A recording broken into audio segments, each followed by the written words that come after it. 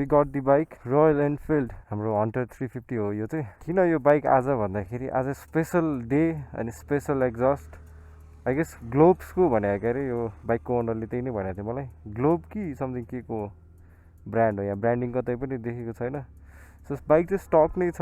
एउटा भनेको यो silencer I mean exhaust change हो। बार एन्ड मिरर पहिला स्टकमा चाहिँ कस्तो थियो भन्दाखेरि यहाँबाट यसरी आउँथ्यो, यसरी चट्ट लगाएर यसरी आउँथ्यो। सो अहिले चाहिँ यहाँनिर बारमा छ चट्ट लगाएर। अनि हाम्रो बाइक ओनरको गर्लफ्रेन्डको यो के हो यो यस्तो कुराहरू छ। सो बाइक चाहिँ रेड एन्ड ब्ल्याकमा अगाडि यो के हो यो एक्सेसरिजहरू के इन्स्टल छ मलाई केही थाहा छैन। आज चाहिँ ओभरअल बाइकको कस्तो छ पर्फर्मेन्स, कस्तो छ एक्जस्ट, अति नै लाउड छ भनेको थियो ओनरले चाहिँ। अनि आज टेस्ट गरिदिउँ यो बाइक कस्तो छ यो बाइक भनेर। सो बाइक चाहिँ अति नै लाउड छ, अति नै लाउड छ। फर्स्टदेखि सेकेन्ड गियर सिफ्ट गर्दाखेरि पप हानिरहेको छ, डाउन सिफ्ट गर्दाखेरि पप हानिरहेको छ। पुरै पप एन्ड क्र्याकल्स चाहिँ खत्रै दामी दामी दामीवाला छ। सो यो बाइक लिएर आज म नगरकोट राइडको लागि आएको छु। सो अब मेरो भोकल चाहिँ आउँदैन, किन भन्दाखेरि मैले माइक लिएर आइनँ। माइक नलिएर आएपछि मैले त्यो म बोल्न नि मिलेन। सो ओभरअल सबै यो यही क्यामेराकै अडियोहरू हो राइडवाला। अब डे 1मा यो बाइक भयो, डे 2मा नि यही बाइक नै हुन्छ। अब सिटी राइडमा चाहिँ एक लट ट्राई गरी हेर्नुपर्छ, किन भन्दाखेरि अति दामी रियाक्सन आउनेवाला छ। यो चाहिँ काठमाडौँको चाहिँ अब लाउडेस्ट हन्टर 350 भनौँ कि नभनौँ, फेरि भन्यो भने सबजना रिसाउला। लाउडेस्ट चाहिँ नभनौँ, अब कप्पेबाट चाहिँ अलिकति भाग्नु पऱ्यो बाइक देखेर चाहिँ। लिटरली नै अति नै ठुलो छ। यसको हेर्न पाल कत्रो हेर्नु ल, कत्रो छ पाल मुजी। सो यही नै हो। अब हामी यहाँ आइसकेका छौँ। राम्रो रिभ्यू त हुन्न यो बाइकको। सो टेस्ट राइड मात्र हो। सबसे राम्रो लाग्यो भने यसको मिटर हो कि एनालग प्लस डिजिटल अति नै दामी छ, मलाई यो मन परेछ। ल एक्जस्ट नोट पनि सुनिदिउँ ल एकताली। Fuel pump looks like a decent sound होइन, तर अब हेर्नु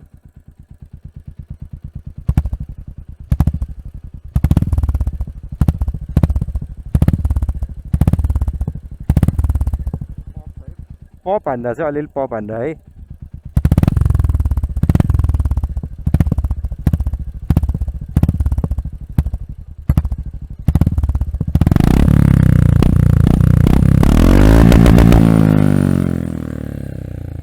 यो चाहिँ अति नै अति लाउड छ यो बाइक यार, अति नै लाउड छ। अब हामी यहाँबाट नगरकोट जान्छौँ।